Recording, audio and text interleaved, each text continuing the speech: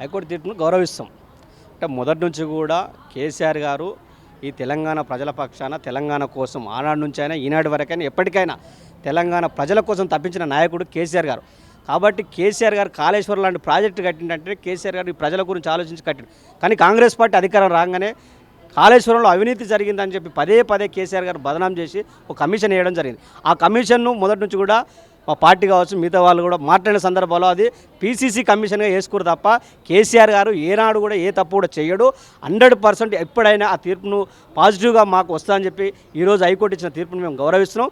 ఖచ్చితంగా ఎప్పటికైనా నిజాయితీ గెలుస్తుంది.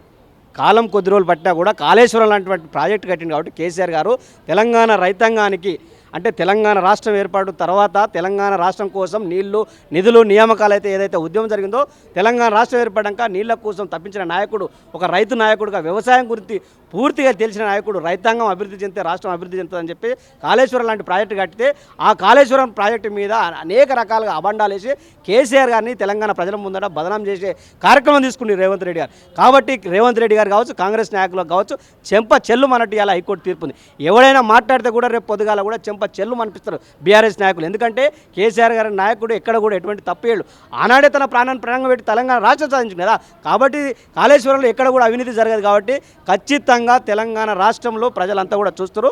ఖచ్చితంగా తెలంగాణ రాష్ట్రంలో వచ్చిన తర్వాత ఈ 10 సంవత్సరాలు ఏ విధంగా అభివృద్ధి జరిగింది, ఆ తర్వాత కూడా ఈ 2 సంవత్సరాలు ఏ విధంగా అభివృద్ధి చేస్తుంది కాంగ్రెస్ పార్టీ కూడా ప్రజలంతా కూడా గమనిస్తారు.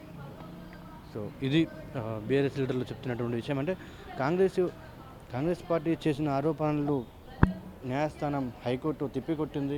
హరీష్కి కేసీఆర్కి ఊరటనిచ్చిందని చెప్పేసి చెప్తా ఉన్నారు. అంటే నిజాయితీ ఇందులో ఎట్లాంటి అవకతవకలు ఎట్లాంటి ఆరోపణలన్నింటినీ తిప్పికొట్టి ఎట్లాంటి అవకతవకలు లేదు కాబట్టి ఈరోజు హైకోర్టు మాకు న్యాయం చేసిందని వీళ్ళు భావిస్తూ ఉన్నారు. కెమెరా పర్సన్ మహేష్ రెడ్డితో రవిరెడ్డి, సిగ్నల్ టీవీ, హైదరాబాద్.